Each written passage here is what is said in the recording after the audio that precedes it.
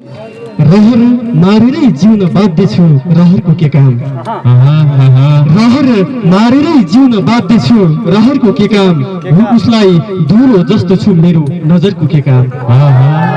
रहर मारेरै जिउन बाध्य छु रहरको के काम उसलाई धुलो जस्तो छु मेरो नजरको के काम तिमी पानीपुरी बिना बाँच्न सक्दिन भन्छौ तिमी रहर मारेरै जिउन बाध्य छु रहरको के काम उसलाई धुलो जस्तो छु मेरो नजरको के काम तिमी पानीपुरी बिना बाँच्न सक्दिन भन्छौ तिमी पानीपुरी बिना बाँच्न सक्दिन भन्छौ म त भैया बने पुगिहाल्यो डाक्टरको के काम म त भैया बने पुगिहाल्यो डाक्टरको के काम रहर मारेरै जिउन बाध्य छु रहरको के काम सम्पत्ति अध्ययन गरेर नाता जोड्छ समाज सम्पत्ति अध्ययन गरेर नाता जोड्छ समाज रहर मारेरै जिउन बाध्य छु रहरको के काम उसलाई धुलो जस्तो छु मेरो नजरको के काम सम्पत्ति अध्ययन गरेर नाता जोड्छ समाज हामी बगर हौँ पन्छाइएका बगरको के काम हामी बगर हौँ पन्छाइएका बगरका के काम सेतो कपडा जस्तै हो चेलीको जिन्दगी सेतो कपडा जस्तै हो चेलीको जिन्दगी रहर मारेरै जिउन बाध्य छु रहरको के काम उसलाई धुलो जस्तो छु मेरो नजरको के काम सेतो कपडा जस्तै हो चेलीको जिन्दगी दाग लागेपछि लागिहाल्यो पाउडरको के काम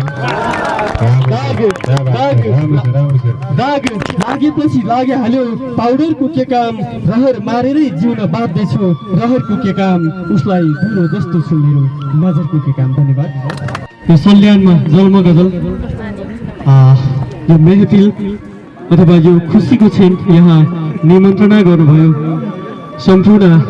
सल्यानप्रति म हार्दिक नमन व्यक्त गर्न चाहन्छु र यस कार्यक्रमको शोभा बढाइदिन धेरैजना साहित्यकार आउनुभयो उहाँहरूप्रति पनि नमन व्यक्त गर्न चाहन्छु हजुरको